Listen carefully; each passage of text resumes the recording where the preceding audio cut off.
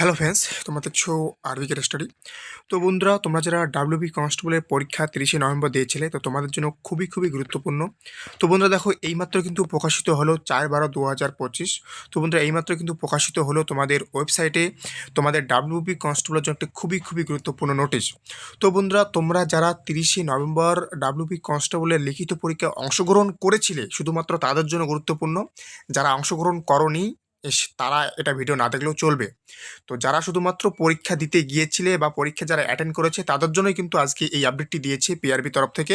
তো খুবই গুরুত্বপূর্ণ। দেখো, নিচে কিন্তু বাংলা দিয়েও কিন্তু লিখে দিয়েছে, একদম ইংলিশ এবং বাংলা দুটোতেই করে দিয়েছে। ওকে, তো দেখো এখানে বলা রয়েছে, গত 30/11/2025 তারিখে অনুষ্ঠিত পশ্চিমবঙ্গ পুলিশ কনস্টেবল পদের লিখিত পরীক্ষায় অংশগ্রহণকারী সকল প্রার্থীদের জানানো হচ্ছে যে তারা যদি তাদের ক্যাটাগরি সাম্প্রতিকতম তথ্য আপডেট করতে চান, তবে ওয়েবসাইটে গিয়ে এবং দেওয়া লিঙ্ক ব্যবহার করে তার মাধ্যমে কিন্তু তারা আপডেট করতে পারেন। এখানে কিন্তু পরিষ্কারভাবে বলা দিয়েছে 12/12/2025 থেকে 18/12/2025 মধ্যে কিন্তু তারা ক্যাটাগরি চেঞ্জের যে লিঙ্ক সেটা কিন্তু পেয়ে যাবে।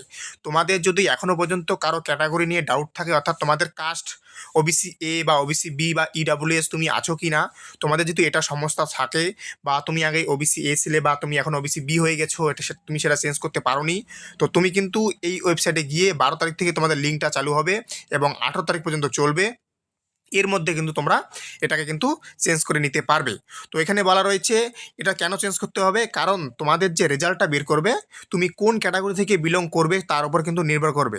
ওকে, তো দেখো এখানে কিন্তু বলা রয়েছে যে পশ্চিমবঙ্গ পুলিশ, দেখো এই যে নিচেই বলা রয়েছে, পশ্চিমবঙ্গ পুলিশ রিক্রুটমেন্ট বোর্ডের লিখিত পরীক্ষার ফলাফল তৈরির পূর্বেই কিন্তু ক্যাটাগরি পরিবর্তন করার জন্য ইতিমধ্যেই কিন্তু তা তোমাদের কিন্তু দেওয়া হয়েছে, বিবেচনা করা হবে। অর্থাৎ তোমরা যে ক্যাটাগরি দেবে সেই অনুযায়ী কিন্তু তোমাদের রেজাল্টটা কিন্তু প্রকাশিত হবে।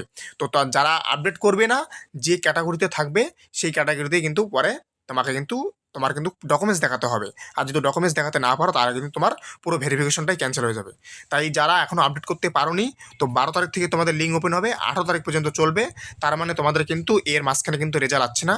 তোমাদের রেজাল্ট কিন্তু কলকাতা পুলিশ কনস্টেবলের যে পরীক্ষা আছে তারপর, অর্থাৎ 25 তারিখ, 25শে ডিসেম্বরের মধ্যে কিন্তু তোমাদের রেজাল্ট প্রকাশিত হওয়ার সম্ভাবনা রয়েছে। ওকে, তার আগে কিন্তু তোমাদের এই আপডেটটা করে নিতে হবে।